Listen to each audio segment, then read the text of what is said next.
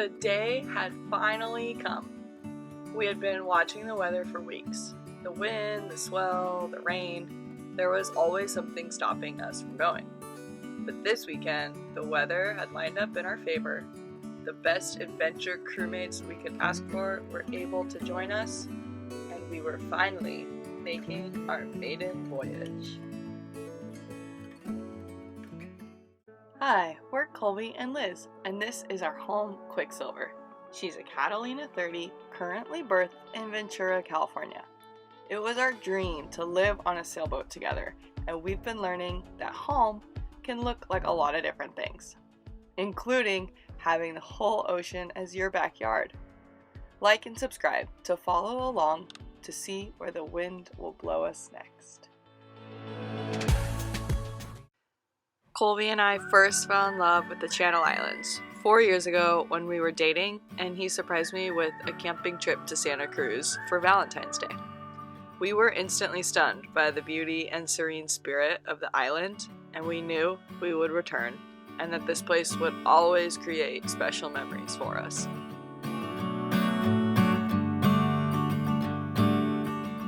It wasn't long after that trip that our dream was born to one day sail here on a boat of our own. So we're going to Santa Cruz this weekend. This will be the first time that we actually sail and anchor out there. Colby's trying to pee. Where are you going? Whoa! Is it this way? Oh, it turns with the boat. Yeah. Okay. It's like driving a car. Like driving. We're good. I was just peed on myself. Jackie, what's your goal of the trip? Catch some fish, catch some waves, adventure. That's such a PC answer. She wants, last night she was telling me, she wants to be like a Viking to pillage everything she sees. I want to try to eat all the food that we have on board. Wow! For better days to come and carry us like wind in our sails. While Nate got started on eating everything, Colby was getting stir crazy and couldn't resist hopping in the dinghy for a ride behind the boat. When he wanted back in, we might have let him sit for a while, pretending we couldn't hear him. Quarantine or timeout? Life on the dinghy is quiet and slow, but it's pretty. I can still see a little bit of the land, but not a ton of it. The islands are coming up close. Safety! Every dawn, we are dreamers of the shore. Jackie had just gotten a new spearfishing gun. We practiced stringing it and restringing it to pass the time as the wind stayed low and we kept on motoring. 7 years now on this boat, and we all know where we belong. Just wait. Wait for our home to show on the horizon. Soon we'll be there.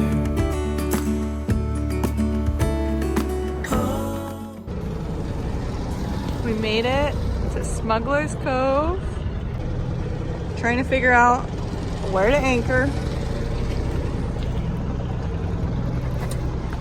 You want to do a depth for us, Liz?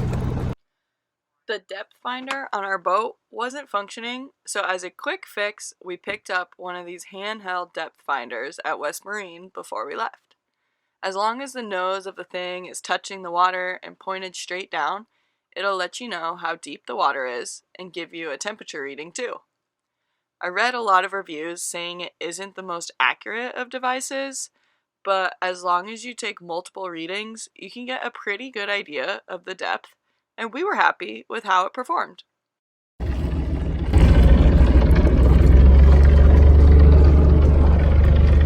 Yeah, 28, 29. We got so lucky because right after we had decided where to drop our anchor, a super heavy fog came in and swallowed us up. We could barely see the boats on either side of us. We probably would have been freaking out if the fog had come on just 10 minutes sooner. It would have made it impossible to navigate the anchorage, especially on our first time. Sure, it's right in front of us if we just hold on tight. This vision that I saw is getting closer every dawn. Ooh, we are dreamers of the shore when we can't read the sky. Alright, Jackie and Nate are in the water, they're spearfishing.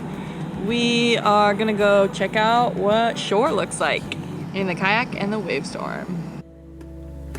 We are dreamers of the shore.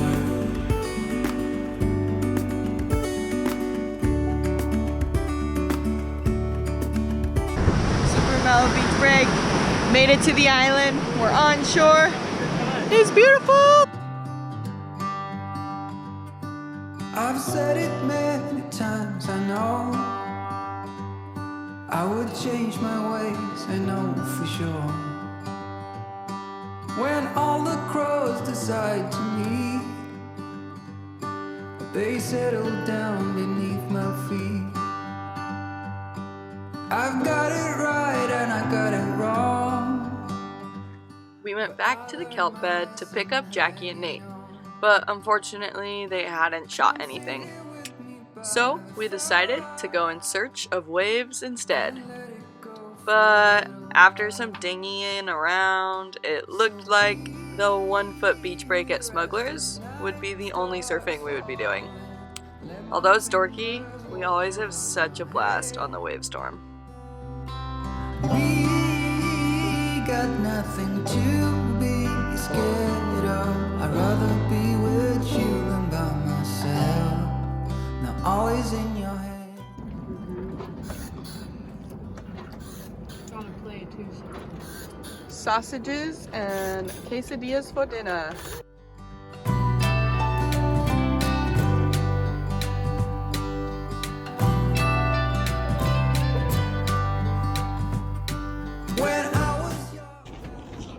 Took us about 5 hours to get here. The motor sailed the whole way.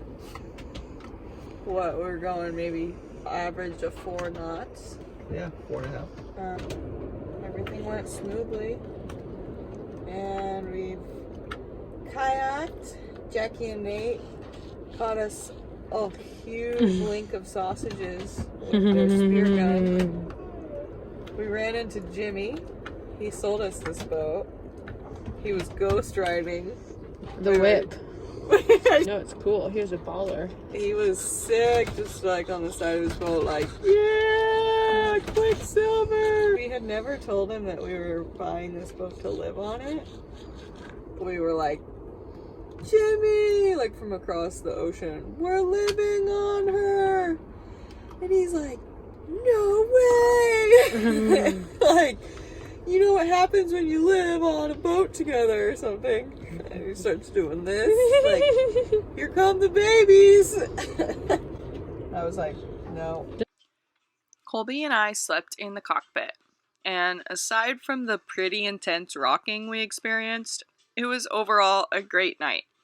Being able to wake up and see the stars and just quickly glance over to check that our anchor was still holding.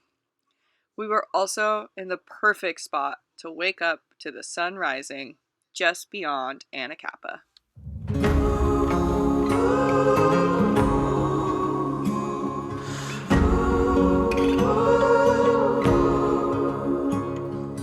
After some coffee, we packed some dry bags and headed for shore. We weren't planning on staying long, but wanted to get in a little hiking before we left to sail home. We knew the winds were expected to pick up later and wanted to be well on our way before the island's winds became too much too soon. Bye-bye, mermaid. Came here with nothing more than dreams of a brighter nervous about bringing the dinghy to shore, engine and all, as we'd heard a lot of stories of people wiping out in the waves, but I'd say we had a pretty successful landing. I guess success. The islands have some pretty rich history, and I'll save most of it for another time, but here's a pretty cool story on how this island got its name. Santa Cruz Island was once inhabited by the Chumash Native Americans, and it's been passed between a number of hands before being received by the Nature Conservancy and the National Park Service today. However, some of the first European contact with the island was when the Spanish explorers came ashore and they were met by the Chumash. When they were going back to their ships, they realized they had forgotten a staff with an iron cross on it in one of the villages on the island. They figured the Chumash would probably not give it back due to the coveted metal on the staff. However, as the Spanish were getting ready to sail away, they saw one of the Chumash coming in a canoe out to them with the iron staff in hand. The Chumash returned the staff. I'd say that's a pretty good display of their integrity. And ever since, the island has been called the Island of the Holy Cross, or Santa Cruz.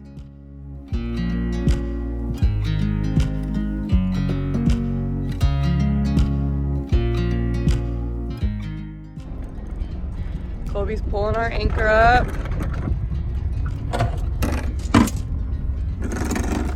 There it is! Woo! Do you do CrossFit? Yeah.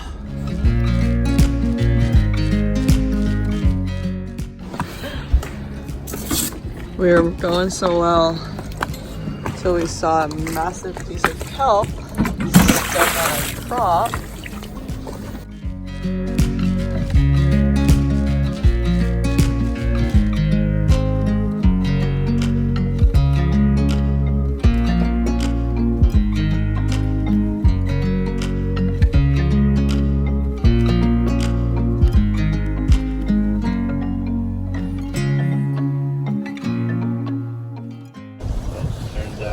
Almost back to the harbor. Had pretty awesome wind the whole time. You know you're home when you can smell the fresh smell of seagull poop on the breakwater.